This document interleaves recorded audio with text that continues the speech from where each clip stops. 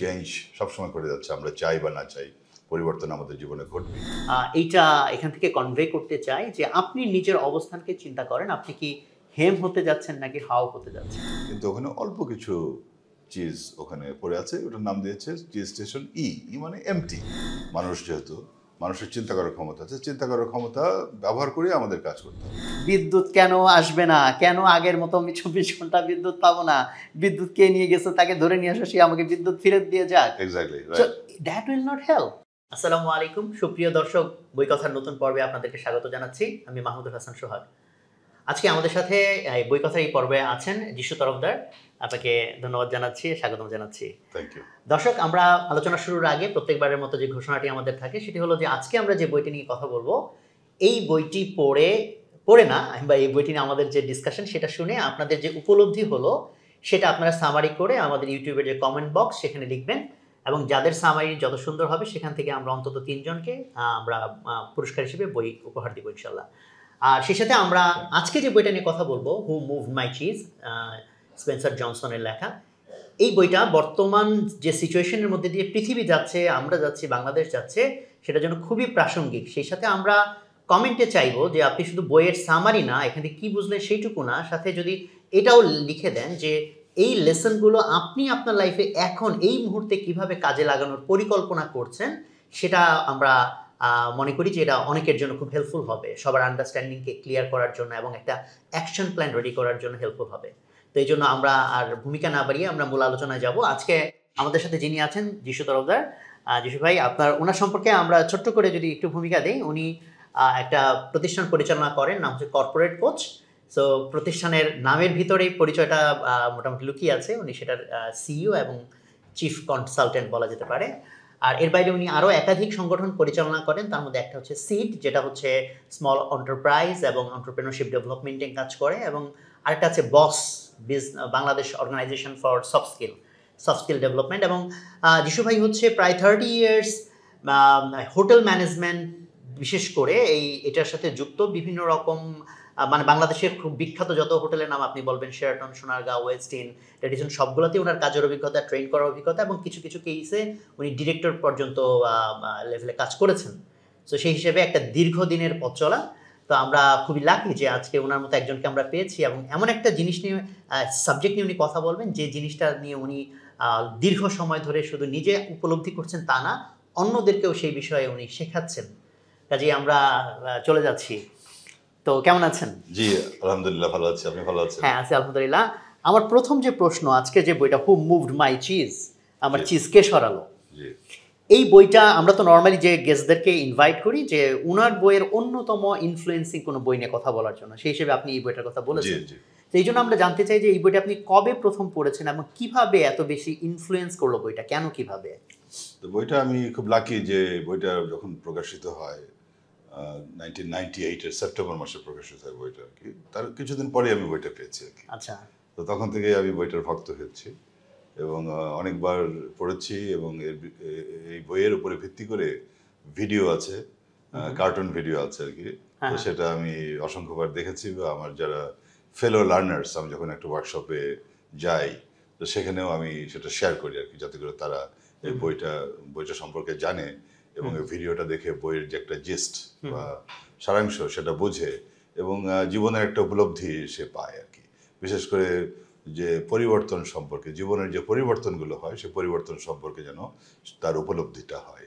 তো সেই জন্য আমি বইয়ের একটা মানে বিশাল ভক্ত, এবং আমি অন্য মানুষকেও এটা শেয়ার করে থাকি, যাতে করে তারা। ইন্টারেস্টিংলি আমি বইটা এত আগে পড়ি নাই, আমি পড়েছি কয়েক বছর আগে, এবং খুব ইন্টারেস্টিং যে কেসটা ঠিক ওই মুহূর্তে আমার অর্গানাইজেশন এবং আমার লাইফ ঘিরে অনেকগুলো চেঞ্জের সিচুয়েশন তৈরি হয়েছে। আমি ঠিক ওইভাবে চিন্তা করে বইটা পড়ি না, আমি র্যান্ডমলি পড়তে পড়তে পড়েছি, এবং দ্যাট ওয়াজ সো মানে কোইন্সিডেন্টাল যে ওই মুহূর্তে ইট হেল্প এ লট। যে মানে আমি যেখানে রিয়াকশনারি অ্যাটিটিউড হয়তো নিতাম চেঞ্জগুলোর পরিপ্রেক্ষিতে, সেখানে ইট হেল্প মি আ লট, মানে এটা খুব কোইন্সিডেন্টাল ছিল। আচ্ছা, আমার জন্য কোইন্সিডেন্টলি বলতে পারেন, আমি যেহেতু একজন জাস্ট র্যান্ডম বই পড়ি আর কি অনেক, তো ওই বইটা আমার হাতে এসেছে, আমি পড়া শুরু করেছি। তো তখন আমার ভীষণ ভালো লাগলো আর কি বইটা। আমি বেস্ট মানে বুক লিস্টের মধ্যে রেখে দিলাম যে এটা আমার একটা জীবনের, অনেকগুলো বই আছে অফকোর্স, তার মধ্যে একটা বই আমি এটাকে রেখেছি আর কি। তো তাহলে আমরা বইয়ের আলোচনাতে যদি ঢুকে যাই, মানে বইটা কি নিয়ে, কেন, কিভাবে, আমরা তো জানি এর ভিতরে একটা স্টোরি আছে। জি হয়তো আমাদের দর্শক পাঠকদের অনেকে আজকে হয়তো নতুন করে জানবেন। জি জি। তো আমি আপনার মুখ থেকে একটু জানতে চাই বইটা কিভাবে ফ্লো করলো, কি আছে এটাতে? এটা একটা সিম্পল একটা লেসন আর কি বইয়ের মধ্যে আছে, যে আমাদের জীবনে সবসময় পরিবর্তন ঘটছে। Change is the only constant বলা হয় আর কি। চেঞ্জ সবসময় করে যাচ্ছে, আমরা চাই বা না চাই পরিবর্তন আমাদের জীবনে ঘটবেই। আমাদের পারিপার্শ্বিক অবস্থা চেঞ্জ হয়ে যাচ্ছে বা এনভায়রনমেন্ট চেঞ্জ হয়ে যাচ্ছে, আমরা নিজেরাও পরিবর্তন হচ্ছি, ভেতর থেকে হচ্ছে এবং বাইরে থেকে পরিবর্তন হচ্ছে। এই পরিবর্তনকে আমরা অনেক সময় ঠিক সেভাবে অ্যাকসেপ্ট করতে পারি না এবং এখানে পরিবর্তনের সঙ্গে খাপ খাইয়ে নিতে পারি না বা অ্যাডাপ্ট করতে পারি না। তো এই বইটা is all about change management, আমাদের জীবনে কিভাবে আমরা এই পরিবর্তনের সঙ্গে নিজেকে খাপ খাইয়ে নিতে পারি, এই বইটা এর উপরই। এটা একটা মেটাফোর বা অ্যালিগরি, এই হুম অফ মাই চিজ, এই বইটার মধ্যে যেটা স্টোরিটা আছে সেই স্টোরিটার পুরোটা একটা রূপক অর্থে জি, জি। স্টোরিটা বর্ণনা করা হয়েছে আর কি, বাট জি, জি। খুবই ইন্টারেস্টিং। হ্যাঁ, ৪ টা ক্যারেক্টার তো ছিল, যে 2 টা ইঁদুর আর 2 টা বামন। যাই, হ্যাঁ, যে স্টোরিটা যদি একটু আমাদের দর্শকদের সাথে স্টোরিটা ইজ ভেরি সিম্পল। এখানে 4টা ক্যারেক্টার, যেটা সোহাগ ভাই বললেন, এই 4টা ক্যারেক্টারের মধ্যে দুটো ইঁদুর, তাদের নাম হচ্ছে স্নিফ অ্যান্ড স্কারি, ওই ইঁদুর এর নামগুলো। আর দুটো যে ক্যারেক্টার লিটল পিপল, তার নাম হচ্ছে, একজনের নাম হেম, আরেকজনের নাম হচ্ছে হাউ। তো Hem and Haw, Sniff and Scurry, এই 4টা ক্যারেক্টার নিয়ে এই বইটা মানে বর্ণনা করা হয়েছে। এখানে প্রথমে বলি যে মেটাফর বলেছি আমি, বা যেটাকে বলে রূপক অর্থে বলেছি, এই যে চিজ শব্দটা, এই চিজ হচ্ছে আমরা তো জানি পনির, কিন্তু এখানে এই পনিরটাকে বা চিজকে একটা রূপক অর্থে ব্যবহার করা হয়েছে। অর্থাৎ এই চিজটা এক একজনের কাছে এক এক রকম। কারো কাছে চিজ হতে পারে ধন সম্পত্তি, অথবা কারো কাছে চিজ হতে পারে যে তার স্পিরিচুয়াল অ্যাটেইনমেন্ট, এনিথিং। কারো কাছে টাকা, ক্ষমতা, ক্যারিয়ার, ক্যারিয়ার, তার কাছে সেটাই চিজ আছে। যে যেটাকে ভ্যালু করছে সেটাই তার কাছে, যে যেটাকে পেতে চায়। যে যেটা পেতে চায় সেটাই তার কাছে সেই চিজটা। তো এখানেও এই প্রত্যেকেরই স্নিফ অ্যান্ড স্কারি বা এই যে ইঁদুরদেরও চিজ ভেরি সিম্পল। তারা হয়তো সত্যি চিজই চাচ্ছে, তারা চিজই খেতে যাচ্ছে। আর যে মানুষ যারা, তাদের জন্য হয়তো মানে সুন্দর বাড়ি অথবা সুন্দর গাড়ি, টাকা পয়সা ইত্যাদি ইত্যাদি। তো যাই হোক, এখানে স্নিফ অ্যান্ড স্কারি এবং হ্যাম অ্যান্ড হাউ, এই 4জনই একটা চিজ স্টেশনে প্রতিদিনই যায়। সেটাকে বলে চিজ স্টেশন সি, মানে চিজের নাম দিয়ে সি বলা হয়েছে। মানে ওই স্টোরিটা ছিল একটা মেজের ভিতরে। ওইটা পরে আসছে হ্যাঁ, মেজটা। আচ্ছা। তো একটা মেজের মধ্যে একটা চিজ স্টেশন আছে। কারণ আমাদের মেজটাও কিন্তু একটা যেটাকে বলে Metaphor. মেটাফোর। অর্থাৎ আমরা তো একটা মেজের মধ্যে বাস করছি, এই যে আমরা যে সমাজে বাস করছি, আমরা যে শহরে বাস করছি, বা আমরা যেখানে বাস করছি আর কি, আমাদের অবস্থান যেখানে, সেটাও একটা একটা গোলক ধাঁধার মতো আর কি। আমরা এখানে যেন গোলক ধাঁধার মধ্যে আমরা ঘুরে বেড়াচ্ছি, এটাও একটা মেটাফোর। তো এখানে এই মেজের মধ্যে একটা স্টেশন আছে, সেটা হচ্ছে চিজ স্টেশন সি। ওখানে প্রতিদিনই ওরা সকালবেলা উঠে যায় এবং চিজ খায় ইত্যাদি ইত্যাদি। তো হঠাৎ করে দেখা গেল যে চিজ নেই, ওখানে কোনো চিজ নেই। চিজ স্টেশন গিয়েছে সকালবেলা উঠে, গিয়ে দেখে যে চিজ নেই। তখন হেম অ্যান্ড হ্যাও তারা মনে করছে কি ব্যাপার, চিজ কোথায় গেল, হু মুভ মাই চিজ, আমার চিজটা কে সরালো, এই জিনিসটা তাদের মাথার মধ্যে এসছে আর কি। কিন্তু তখন দেখি ওয়ার স্নিফ অ্যান্ড স্কারি, ওরা কোথায় গেল, স্নিফ অ্যান্ড স্কারি কোথায় গেল। তো দেখে যে ওরা তো নেই, দে হ্যাভ লেফট অলরেডি, ওখানে আর নেই। কিন্তু তারা খুব ভীষণ চিন্তার মধ্যে পড়ে গেল যে আমরা প্রতিদিন এখানে চিজ খাই, কিন্তু সেই চিজ আজকে নেই। তো ওরা খুবই মানে দুশ্চিন্তার মধ্যে পড়ে গেল, এবং এটাকে বলে হেমিং অ্যান্ড হাউইং। এটা হেম অ্যান্ড হাউ, এটাও একটা মেটাফোর কিন্তু। এই যে নামটা দেওয়া হয়েছে, হেম অ্যান্ড হাউ মানে হচ্ছে গিয়ে ইনডিসিশনে ভোগা। এটাকে ইংলিশ একটা ফ্রেজ হচ্ছে হেম অ্যান্ড হাউ। তো এই জন্য হেম অ্যান্ড হাউ থেকে দুটো শব্দ নিয়ে দুটো ক্যারেক্টারকে বানানো হয়েছে, একটা হেম আর একটা হাউ। তো এই হচ্ছে গিয়ে মূল কথা। তো Hem and Haw, they are hemming and hawing, মানে তারা ওখানে মানে ইনডিসিশনে ভুগছে কী করবে। তো এভাবে দুটো ক্যারেক্টার যেহেতু এভাবে মানে হেম, সে মনে করলো যে আমি এখানেই মানে থাকবো এবং একসময় আমাকে চিজটা আমাকে ফেরত দেবে লোকজন আর কি। তো হ্যাঁ, ও মনে করলো ঠিক আছে আমি এখানে থাকবো। তারা বেশ কয়েকদিন আসলো আর কি, কিন্তু চিজ আর ফেরত পাওয়া যায় না। অর্থাৎ একটা জিনিস যখন পরিবর্তন হয়ে গেছে সেটা আর ফিরে আসে না। তো তখন হেম, সে তখন চিন্তা করলো যে আমাকে তো এখান থেকে বেরোতে হবে, এবং বেরিয়ে আমাকে হয়তো নতুন চিজ খুঁজতে হবে। হ্যাঁ, তো সরি হ্যাও না, হাও, হ্যাও হাও, হ্যাও হ্যাঁ। হ্যাও চিন্তা করলো সে একটা নতুন চিজ খোঁজার জন্য সে বেরিয়ে গেল আর কি। তো তখন সে যখন বেরিয়ে গেল প্রথম প্রথম হয়তো কোনো চিজ পেল না, এবং সে ওই মেজের মধ্যে যাওয়ার জন্য সে ওই তীর চিহ্ন দিয়ে রেখে গেল যে কোন দিক দিয়ে কোন দিক সে গিয়েছে, আবার ফিরে আসলো। কিন্তু এক সময় দেখলো যে টিটস অ্যান্ড বিটস কিছু কিছু চিজ পাওয়া যাচ্ছে বিভিন্ন জায়গায়, ওটা দিয়ে সে নিজের ক্ষুধা নিবৃত্ত করছে আর কি।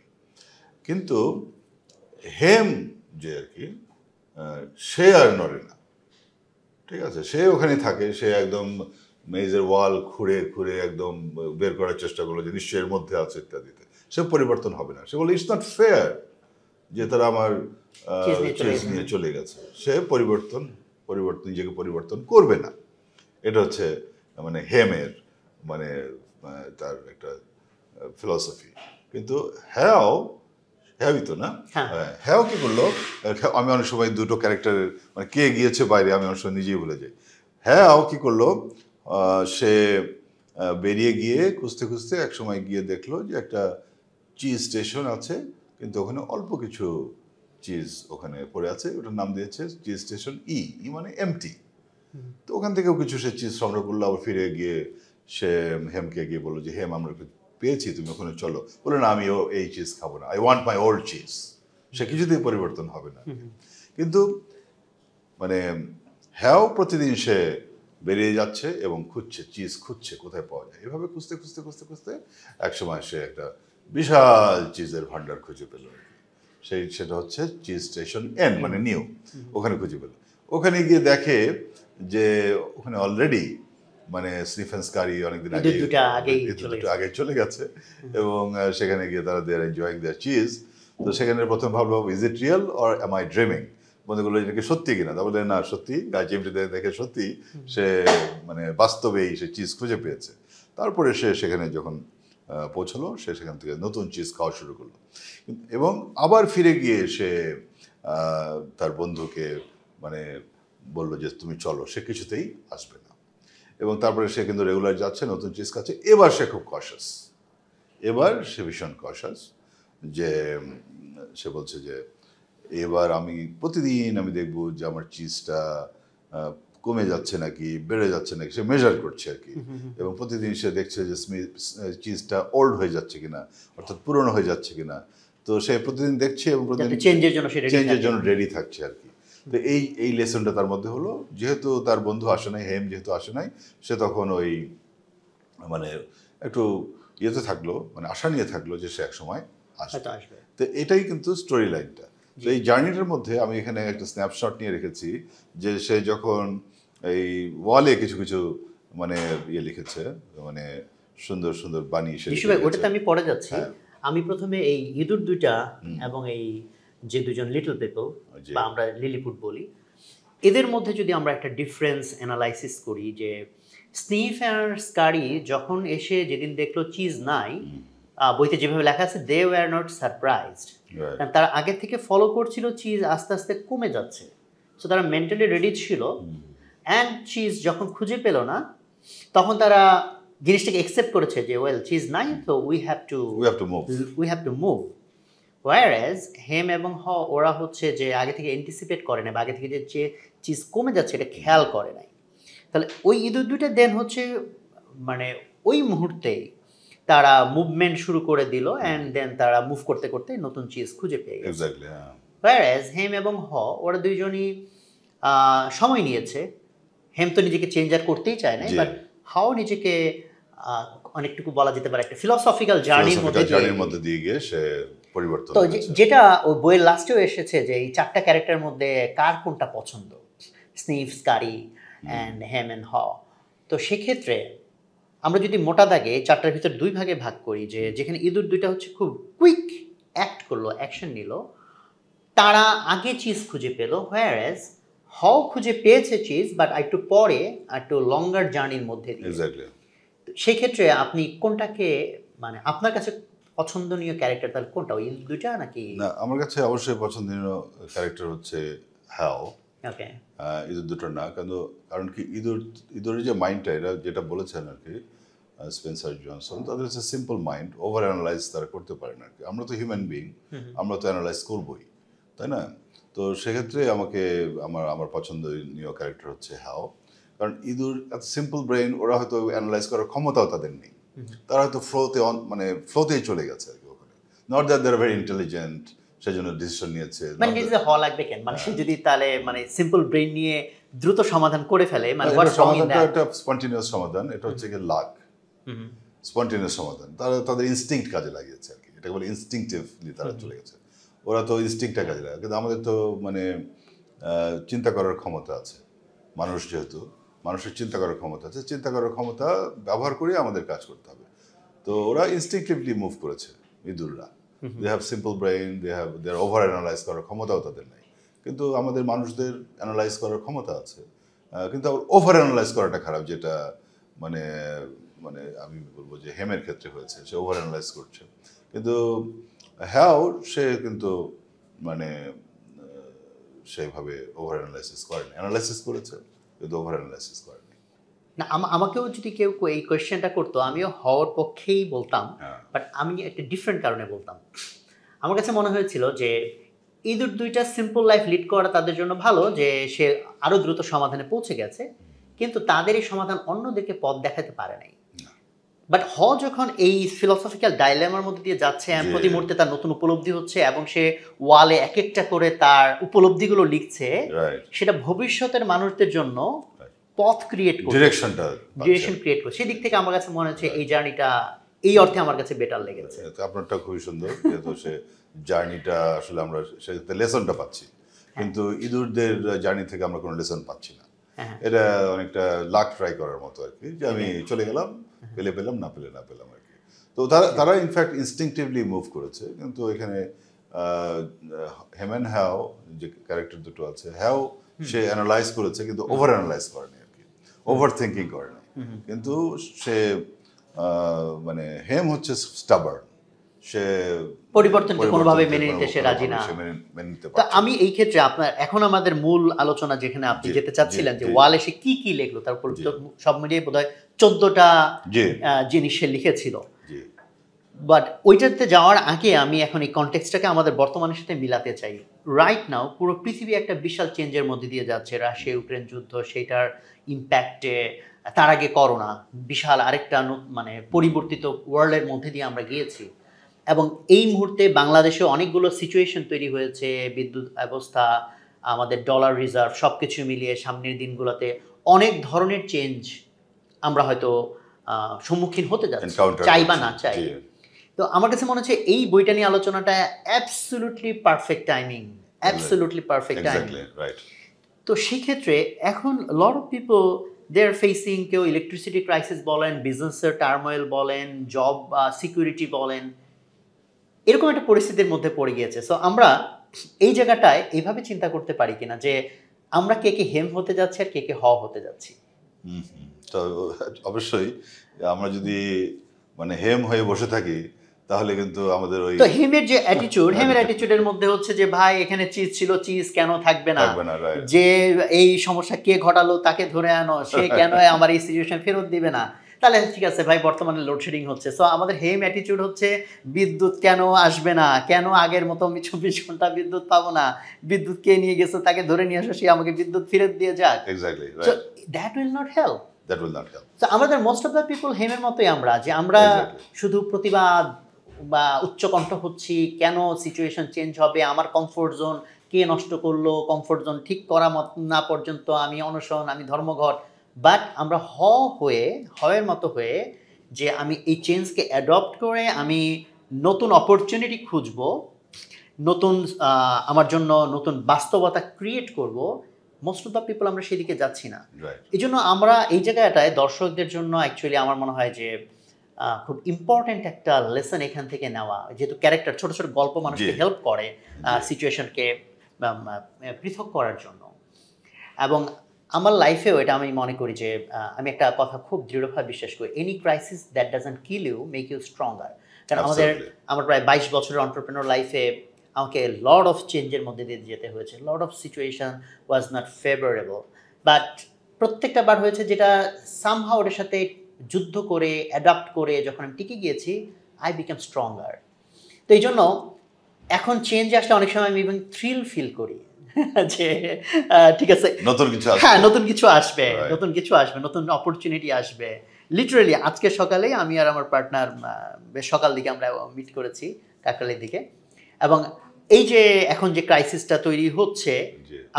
আমরা কিন্তু অলরেডি থ্রিলড, আমরা নতুন অপরচুনিটি এন্টিসিপেট করতেছি।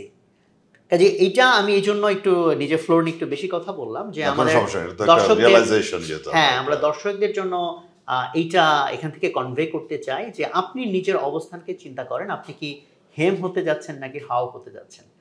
তো Exactly. ভাই তাহলে আপনার ওই লেসনগুলো লেসনগুলো থেকে আমরা যদি একটু আপনি একটু একটু একটু হ্যাঁ করে বলি শেয়ার আর কি। করেন যে আমি তার উপলব্ধি এটা করুন। মানে আপনি যেটা বলেছেন অবশ্যই খুবই এখনকার যে কনটেক্সট, এনভায়রনমেন্ট, গ্লোবাল, তারপরে কান্ট্রি ওয়াইড, ন্যাশনাল, সবকিছুই কিন্তু একটা মানে পরিবর্তনের মধ্যে দিয়ে যাচ্ছি আমরা, ক্রাইসিসের মধ্যে দিয়ে যাচ্ছি রাদার। Right. ক্রাইসিস, করোনাটা একটা ক্রাইসিস ছিল এবং এটা আরো বেশি ক্রাইসিসের মধ্যে দিয়ে যাচ্ছি, বা সামনে আমরা অ্যান্টিসিপেট করছি যে সামনে আরো ক্রাইসিস আছে। তো এটা খুবই একটা, আমি বলবো যে এই সময়ের জন্য এই বইটার ফিলসফিটা অনুধাবন করা অত্যন্ত গুরুত্বপূর্ণ, যে পরিবর্তন আসবেই, এবং পরিবর্তন আর শুধু আমাদের যে ক্রাইসিস যেটাকে বলে সেই ক্রাইসিসও আমাদের জীবনে ঘটবে, আমাদের সমাজে ঘটবে, আমাদের দেশে ঘটবে, গ্লোবালি ঘটতে পারে, কিন্তু তার জন্য আমাকে প্রস্তুত থাকতে হবে। আমি যদি কমপ্লেন কিন্তু কমপ্লেন করে কোনো লাভ হবে না, কমপ্লেন করলে বরং নিজেরই ক্ষতি, তাই না? তো আমরা এই জাস্ট ওয়ালের যে 14টা লেসন আছে, আমি জাস্ট এখান থেকে আমি স্ন্যাপশট নিয়ে রেখেছি দর্শকদের উদ্দেশ্যে, খুব দ্রুত এটা পড়ে শোনাবো, তারপরে প্রশ্ন করলে আমি এটার উত্তর হয়তো দেবো আর কি। তো রাইটিং অন দি ওয়াল প্রথমে হচ্ছে যখন যে জার্নিটার সময় আর কি, যখন বের হয়ে গেল, তখন সে এই তার মধ্যে যে রিয়ালাইজেশনটা আসলো, তখন সে এই সাতটা রাইটিং সে লিখেছে অন দি ওয়াল। সে প্রথমটা লিখেছে, having cheese makes you happy, right? অর্থাৎ আমরা বর্তমান যে পরিস্থিতির মধ্যে আছি, আমরা যদি ভালো থাকি তাহলে এটা আমাদের একটা একটা কমফোর্ট জোনের মধ্যে আমরা আছি আর কি। এটা হচ্ছে গিয়ে মূল message. What would you do if you were not afraid? অর্থাৎ যদি পরিবর্তন হতে হয়, তাহলে পরিবর্তনের মধ্য দিয়ে যেতে হয়, তখন তো আমরা প্রথমেই কি হয়, আমাদের মধ্যে একটা ভীতি কাজ করে, কি হবে না হবে। তো তখন সে বলছে, নিজেকেই প্রশ্ন করলো, আচ্ছা যদি আমার ভয়টা না পাই, তাহলে কি আমি কি করবো? যদি আমি ভীত না হই, তাহলে আমি কি করব, সেই কোশ্চেনটা। তারপর হচ্ছে, when you stop being afraid you feel good। সে যখন ভয় আর পাচ্ছে না যে আমি পরিবর্তন হব, তখন সে বলছে যে আমি যখন আর ভীত নই, তখন অটোমেটিক্যালি একটা ভালো ফিলিং, গুড ফিলিং তৈরি হচ্ছে আমার মধ্যে, এটা লিখেছে আর কি। তারপর লিখেছে, the sooner you let go of old cheese, the sooner you find new cheese। অর্থাৎ যত দ্রুত সম্ভব যদি পরিবর্তিত হতে পারি, পরিবর্তনকে যদি অ্যাকসেপ্ট করতে পারি, আমি যদি অ্যাডাপ্ট করতে পারি পরিবর্তনের সঙ্গে, তত মানে দ্রুত আমি সে নিউ চিজ খুঁজে পাবো, নতুন পরিবেশে গিয়ে আমি খাপ খাইয়ে নিতে পারবো আর কি, এটাই বলেছে। তারপরে, imagining your new cheese help you find it. তো প্রথমে ভিজুয়ালাইজেশনের কথা বলেছে, যে আমি নতুন চিজ পাচ্ছি, তখন এই যে প্ল্যানিং করা, ভিজুয়ালাইজ করা, এটা তখন স্ট্র্যাটেজি সেট করা, এটা মানুষকে হেল্প করে ইমাজিনেশনটা করলে, যে আমি কোথায় জিনিসটা পাবো আর কি, এই জিনিসটা বলেছে। তারপরে বলেছে, smell the cheese often so you know when it is getting old. অর্থাৎ মাঝে মাঝেই আমাকে দেখতে হবে যে আমাকে আমার পরিবর্তন কি ঘটছে, মানে মাইক্রো লেভেলে আমাকে পরিবর্তনটাকে অ্যানালাইজ করতে হবে, যাতে করে আমি বুঝতে পারি যে পরিবর্তনটা ঘটছে। সামটাইমস চেঞ্জেস আর গুড, অর্থাৎ সেই পরিবর্তনটা ভালো, আমাদের জন্য ভালো, সেটাও আমাকে দেখতে হবে। আবার সামটাইমস আমাদের পরিবর্তনটা আমাদের জন্য ভালো না, তো সেটাকে আমাকে সেই স্ট্র্যাটেজি নিতে হবে আর কি, যে আমি সেই পরিবর্তনটা কীভাবে খাপ খাইয়ে নিব আর কি, এটা। তারপরে, move to the new cheese and enjoy it. এটাই ছিল এই 7টা মানে কি বলে, রাইটিং অন দি ওয়াল। এটা ইনফ্যাক্ট আফটার রিচিং, ঠিক আছে, আফটার রিচিং এটা সে এইগুলো লিখেছে আর কি বলে। তো আপনারা যদি ওই বইটা পড়েন, তো বইটা প্রত্যেকটা পৃষ্ঠাতেই মানে চ্যাপ্টারের আগেই একটা করে ওইভাবে দেয়া আছে আর কি, ওই ইয়েগুলো একটা চিজের ছবি দেওয়া আছে এবং ওখানে এই রাইটিংগুলো দেওয়া আছে বইটার উপরে। তো এটাই ছিল। এখন মানে এখানে আমি মানে ওই 7টা রাইটিং নিয়ে আমি 2-3টা পয়েন্ট আপনাকে একটু জিজ্ঞেস শিওর করতে শিওর চাই। শিওর। এই 7টার ভিতরে আপনার কাছে কোনটা সবচেয়ে স্ট্রাইকিং লেগেছে? তো আমার কাছে আসলে প্রতিটি আমার কাছে মানে আমার মনে হয় যে যেহেতু একটা জার্নি, এটা একটা ক্রনোলজি আছে আর কি, এটা লিনিয়ার ফর্মে এখানে লেখা আছে আর কি, তো এটা র্যান্ডমলি ওভাবে পিক করাটা একটু কঠিন। তারপরে আপনি যেহেতু কোশ্চেন করেছেন, তা আমার মনে হয় যে এটা খুবই গুরুত্বপূর্ণ যে smell the cheese often so you know when it is getting old. অর্থাৎ আমাদেরকে সবসময় পরিবর্তন সম্পর্কে সজাগ থাকতে হবে। I have to be very aware what is happening around যদি মি। বর্তমানের সাথে আমরা মিলিয়ে বলি তাহলে ধরেন আমরা এইভাবে চিন্তা করতে পারি কিনা, যেমন কোনো কোনো জায়গায় লে অফ হচ্ছে, চাকরি চলে যাচ্ছে, সো তার মানে কি এটা একটা আমার স্মেল করার মতো বিষয়। বা ইলেকট্রিসিটি শুরুতে কিছু লোডশেডিং অল্প করে হয়েছে, এখন বেশি করে হচ্ছে, সো এটা আমার স্মেল করার বিষয় যে সামনে এটা আরো ঘনীভূত হতে পারে। তারপর হতে পারে যে দ্রব্যমূল্য আস্তে আস্তে বেড়ে যাচ্ছে, তার মানে আমার পারচেস ক্যাপাবিলিটি আরো কমে যেতে পারে। সো তাহলে এগুলো যদি আমি যখন ছোট ছোট ফর্মে থাকে তখন থেকে যদি অ্যাওয়্যার হই, তাহলে আমি আমার লাইফকে অ্যাকর্ডিংলি অ্যাডজাস্ট করে আমি নিতে অ্যাডজাস্ট পারবো। করতে পারি, হ্যাঁ। আবার যদি ক্রাইসিস হিট করে তখনও কিন্তু আমাকে প্রস্তুত থাকতে হবে যে আমি যেন ক্রাইসিসেও আমি অ্যাডাপ্ট করতে পারি। তো চেঞ্জ এবং ক্রাইসিস দুটো কিন্তু সমার্থক, কাছাকাছি আর কি। চেঞ্জটা অনেক সময় ধীর পরিবর্তন, যেটাকে বলে আমরা ছোটবেলায় ভূগোলে পড়েছি যে দুই ধরনের পরিবর্তন হয়, একটা হচ্ছে গিয়ে ধীর পরিবর্তন আর একটা হচ্ছে আকস্মিক পরিবর্তন। অর্থাৎ ধীর পরিবর্তন সেটাই যেটা মানে ধীরে ধীরে ঘটে, আমরা ঠিক বুঝতে পারি না অনেক সময় যে পরিবর্তনটা ঘটছে, দ্যাট ইজ চেঞ্জ। আবার আকস্মিক পরিবর্তন ক্রাইসিস, হঠাৎ করে সেটা হিট করলো, করোনা। করোনা একটা হঠাৎ করে হিট করলো, বা এখন যে crisis, economic crisis, world global economic crisis হঠাৎ করে হিট করছে, তো এটা কিন্তু একটা ক্রাইসিসের মধ্যে চলে গেছে। সো ক্রাইসিস হচ্ছে গিয়ে মানে higher or severe form, more severe form of change. তো দুটোর বিষয়ে আমাকে পরিবর্তনের জন্য আমাকে প্রস্তুত থাকতে হবে আর কি, এটাই বলবো আর কি। আর এখানে যখন ওই যে আরেকটা বললো যে যখন আমি I will dream, I will imagine যে নতুন চিজ, তাহলে আমি একটা ক্রাইসিসের মধ্যে আছি, তখন মোস্ট অফ দ্য পিপলের মাইন্ড চলে যাবে আগে কত ভালো ছিলাম, আগে কত স্বাচ্ছন্দ্যে ছিলাম, এখন কেন এটা হচ্ছে, এখন কেন এটা হচ্ছে। সো এটা একটা থট প্রসেস, ওয়ারাজ উনি বলছেন যে রেদার তুমি ভবিষ্যৎটা কল্পনা করো যে সেটা কত Exactly. সুন্দর হতে পারে। Exactly exactly. তাহলে এই অর্থাৎ জিনিস পজিটিভ থিঙ্কিং। রাইট। এই যে আমি ইমাজিন করছি, আমি যদি নেগেটিভ থিঙ্কিং করি তাহলে তো আমি ডিপ্রেসড হয়ে যাব। হ্যাঁ, সব ধরনের থিঙ্কিংই খুব গুরুত্বপূর্ণ। নেগেটিভ থিঙ্কিংও প্রয়োজন আমাকে স্ট্র্যাটেজি নেওয়ার জন্য, আমার এখানে কি কি মানে আমার সামনে যে মানে ইয়েগুলো আছে, অবস্ট্যাকলসগুলো আছে, সেগুলো কিভাবে আমি অতিক্রম করবো, সেজন্য হয়তো আমাকে কিছু নেগেটিভ থিঙ্কিং করতে হবে। বাট জীবনের জন্য আমাকে পজিটিভ থিঙ্কিং করতে হবে। অর্থাৎ আমি ইমাজিন করব যে আমি একটা পেয়েছি, আমি সামনে সুন্দর দিন আসবে, আমাদের হোপটাকে জাগিয়ে রাখতে হবে। যদি হোপটা জাগিয়ে রাখতে পারি তাহলে জীবনটাকে আমি সুন্দর করে পরিচালনা করতে পারবো। আর যদি হোপ না থাকে, হোপলেস হয়ে যায়, আমি যদি শুধু অতীতে থাকি, তাহলে কিন্তু আমি কখনো এই জীবনটাকে রাইট, মানে হাওয়ের স্টোরিটা কিন্তু জিনিসটা খুব সুন্দরভাবে আমার কাছে মনে হয় এসছে। কারণ সে যখন মুভ করলো তখন তার সামনে অন্ধকার রাস্তা, সেই রাস্তায় কোনোদিন সে যায় নাই, সে গোলকধাঁধার ভিতরে। অ্যান্ড দেন সে মুভ করার পর একটা এমটি স্টেশন পেলো, তখন তার আরও ফ্রাস্ট্রেশন কাজ করার কথা যে এত দৌড়ঝাঁপ করে কী লাভ হলো। কারণ হেম তাকে বলেছে যে তুমি যে যাচ্ছ, যে তুমি তো পাবা, বা হোপলেস সিচুয়েশন তৈরি হতেই পারে। যেখানে পেলো টিটস অ্যান্ড বিটস অল্প, ওই অবস্থায় যদি তার এটাই কাজ করতো, আশঙ্কাটাই বেশি কাজ করতো, তাহলে সে এনার্জিটা কিন্তু পেত না আরো ফার্দার এফোর্ট দেওয়ার জন্য। যখন সে বেরিয়ে গেল, so I have not found the cheese yet, but I'm feeling great. I don't know why. তার মানে when you are not afraid, so you feel good, তাই না? যখন মানুষে ভীত থাকে তখন কিন্তু মানুষের গুড ফিলিং তার মধ্যে আসে না, তখন অ্যাংশাস থাকে, ওয়ারি থাকে তার মধ্যে, তাই না? অনেক ধরনের ডিপ্রেশন থাকে, অনেক ধরনের নেগেটিভ ইমোশন তার মধ্যে থাকে।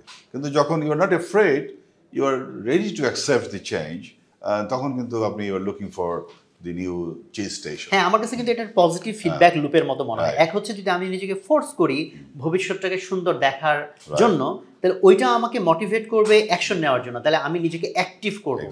আমি যখন নিজেকে অ্যাক্টিভ করব তখন আমার মধ্যে এই সেন্স কাজ করবে আমি ওই ভবিষ্যতের দিকে এগিয়ে যাচ্ছি, that will give me more energy. Exactly.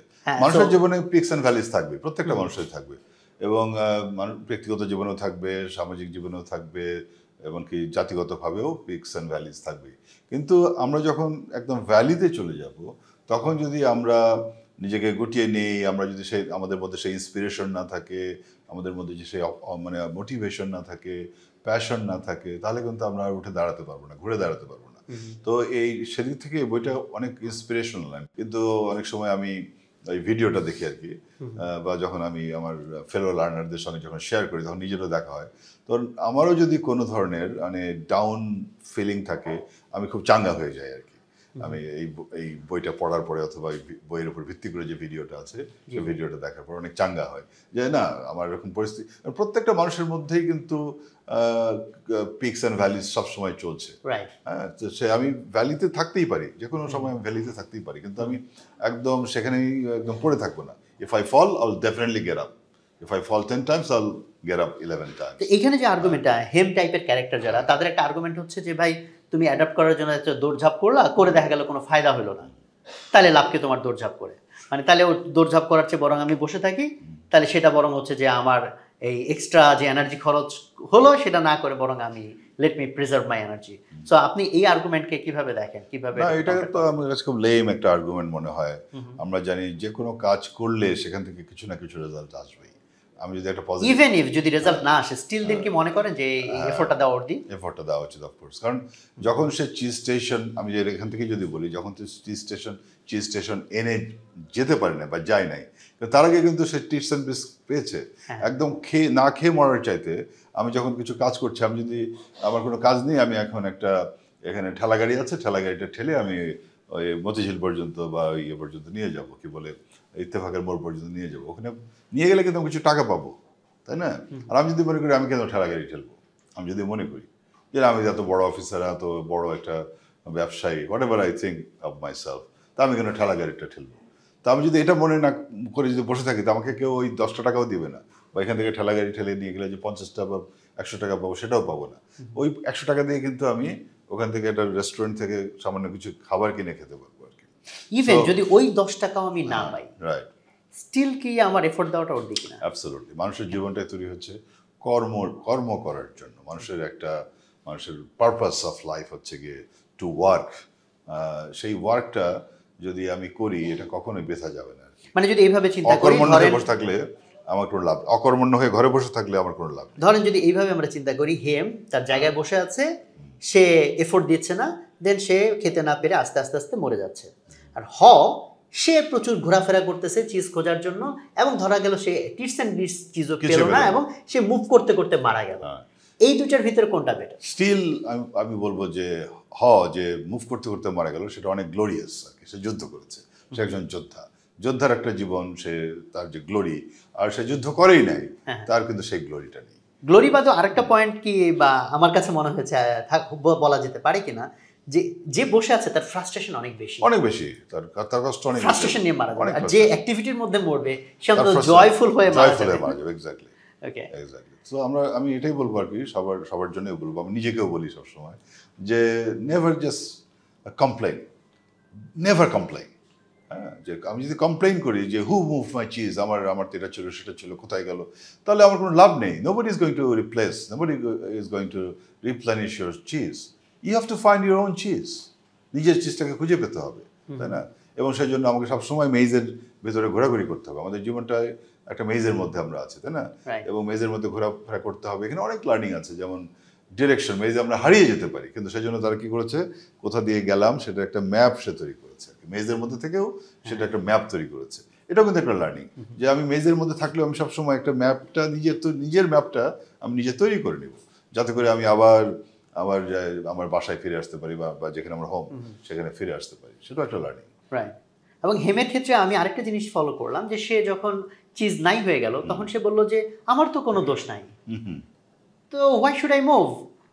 যে আমার চিজ নিয়ে চলে গেছে সে হচ্ছে দোষী, সে আমার চিজ ফেরত দিয়ে যাক। তো আমরা অনেক সময় যখন সিচুয়েশনগুলো চেঞ্জ হয়, আমাদের জন্য ডিসকমফোর্ট তৈরি হয়, আমরা মনে করি ভাই আমি তো দোষী না, আমার সাথে কেন এটা ঘটবে, তাই না? না, এটা তো মানুষের ন্যাচারালি আমরা এটা কমপ্লেন করতে পছন্দ করি। অনেক মানুষই নিজের রেসপন্সিবিলিটি নিতে পারে না, নিজেকে অ্যাকাউন্টেবল মনে করতে পারে না, সবসময় অন্যের উপরে দোষটা চাপিয়ে দেয় এবং কমপ্লেন করতে থাকে। এই কমপ্লেনটা কোনো রেজাল্টে নিয়ে আসে না। ইনফ্যাক্ট আমাদের কালচারে এটা মনে হয় একটু বেশি আমাদের কালচারে আমি আমাদের ল্যাঙ্গুয়েজের ভিতরে অনেক কিছু খুঁজে পেয়েছি। আমি বেশ কিছু জায়গাটা বলেছি, যেমন আমরা কেউ ধরেন একটু মোটা হয়ে গেছে, বড় হয়ে গেছে, শার্ট খাটতেছেন, সে বলে শার্টটা ছোট হয়ে গেছে।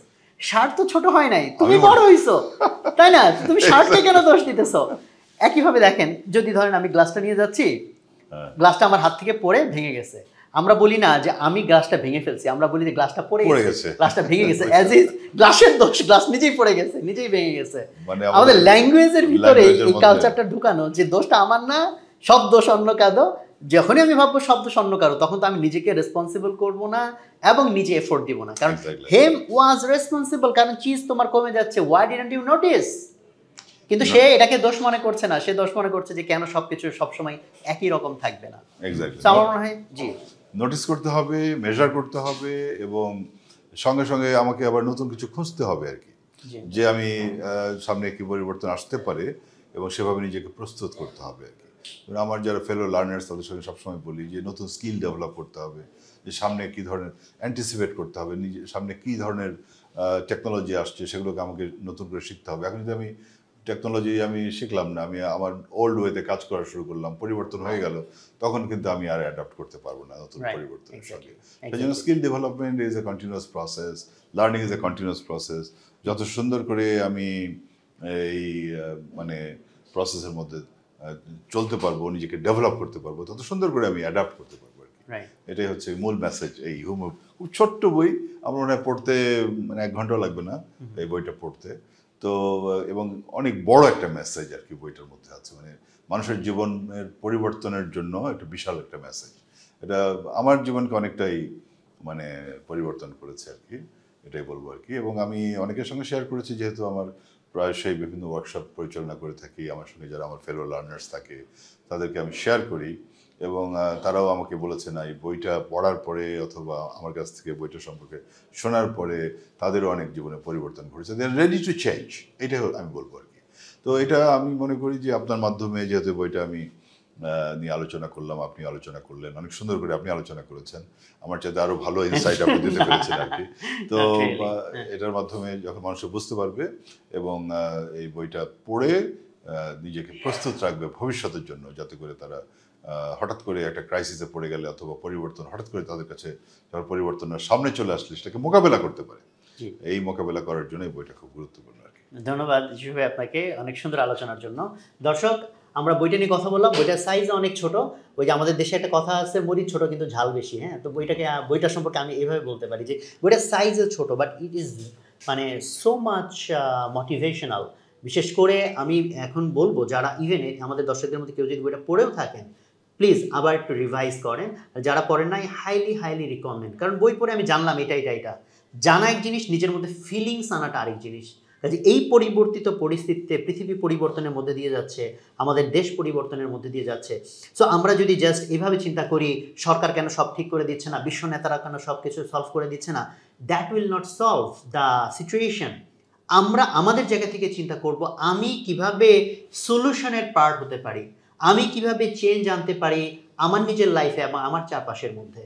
যেমন এই মুহূর্তে আমাদের প্রধানমন্ত্রী বারবার সবাইকে বলছেন যে ভাই কোনো অনাবাদি জমি ফেলে রাখবেন না, বাট আমরা জিনিসগুলোকে সিরিয়াসলি নিচ্ছি না। আমরা অনেকে হয়তো মনে করছি যে এটা আচ্ছা বলতেছে, এমনি দুর্ভিক্ষ, এমনি হয়তো সবাইকে একটু অ্যালার্ট করতেছে, যে না আপনাকে দেখেন আমি তাহলে হেমের মতো ক্যারেক্টার না হয়ে যাই। পরিবর্তনগুলো ঘটছে, we should sense it and we should take action. তাহলে আমি আমার বাসার ছাদে যদি একটা লেবু গাছও লাগাতে পারি, লেট আস ডু দ্যাট। একটা ছোট আমি যদি বেগুন গাছ লাগাতে পারি, লেট আস ডু দ্যাট। এটা একদিক থেকে। আরেক দিক থেকে আমাদের এখন গ্লোবাল ক্রাইসিস, এটা মানে এটা তো অ্যাকচুয়ালি আমরা বাংলাদেশে সব সলভ করবো এটা তো সম্ভব না, বাট আমার জায়গা থেকে আমি কি করতে পারি? আমি যদি আগে 4টা লাইট জ্বালাতাম, আমি এখন 2টা লাইট জ্বালাই। আমি যদি কলের টেপ আগে খুলে রাখতাম অজু করার সময় অথবা শাওয়ার নেওয়ার সময়, আমি সেটাকে বন্ধ করে খুলে ইউজ করি, যাতে আমার ইউজটা মিনিমাইজড হয়, যাতে কারণ পানি অপচয় মানে কিন্তু বিদ্যুৎও আমার অপচয় হয়ে যাচ্ছে। আমি যেখানে এসি ছাড়া চলতাম না, সেখানে একটু ট্রাই করি আমি ফ্যানে চলার জন্য। তাহলে এই যে ছোট ছোট চেঞ্জ, এখন কেউ ভাবতে পারে ভাই আমি একা এই এসি না হয় 2 ঘন্টা বন্ধ রাখলাম বা ফ্যানে চললাম, তাতে কি আসবে যাবে? হ্যাঁ, আসবে যাবে। কারণ আপনার এই বিহেভিয়ারটাই দেখবেন আপনার পাশের জনকে মোটিভেট করছে। এমন কিন্তু দরকার নাই, আমরা অনেক সময় ভাবি কি মহামানব হলে মহামানব হবো, নাইলে মানুষের হওয়ার দরকার নেই। যে ভাই আমি যদি এরকম মোটিভেশনাল ফিগার হইতাম, 10 কোটি লোক আমাকে ফলো করে, তাইলে না একটা বিষয় আমি সবাইকে বললাম দেখো ভাই আমি এসি ইউজ না করে ফ্যান ইউজ করতেছি, তোমরাও করো। যেহেতু আমি 10 কোটি লোককে মোটিভেট করি না, সো আমার কিছুই করার দরকার নাই। আমি বলি এটা খুবই রং থিঙ্কিং। আপনি যদি আপনার নিজের চেঞ্জটা নিজে করেন, অ্যাটলিস্ট আপনি তো নিজের ফায়দাটা নিজে পেলেন। দ্বিতীয়ত আপনাকে দেখে পাশের অন্তত একজনও যদি মোটিভেটেড হয়, তাকে দেখে আবার 2জন মোটিভেটেড হবে। এটা চেইন রিয়াকশনের মতো কাজ করে। কাজেই এটা আমার দিক থেকে একটা আর্নেস্ট রিকোয়েস্ট। আজকের দিনে খুব কোইন্সিডেন্টালি যিশু ভাই এই বইটা সিলেক্ট করেছেন, যেটা খুবই বর্তমান কনটেক্সটের সাথে যায়। সো আমরা জাস্ট কমপ্লেন করে বসে না থাকি, আমরা সলিউশনের পার্ট হই। যিশু ভাই শেষ দিকে এসে আমার আরেকটা প্রশ্ন, সেটা হচ্ছে আমি তো জানি আপনি অলরেডি মানে যে অনেক বই পড়েন আপনি, তো আমাদের দর্শকদের জন্য আপনার, এটা তো জানলাম মুভ মাই চিজ আপনার একটা পছন্দের বই, এর বাইরে আপনি কিছু পছন্দের বই সাজেস্ট করবেন কিনা?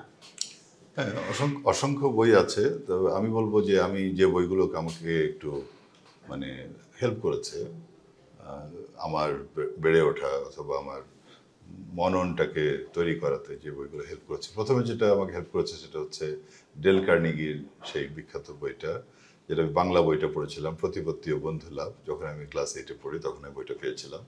এটা আমাকে খুব হেল্প করেছিল, কারণ আমি একজন ইন্ট্রোভার্টেড পারসন।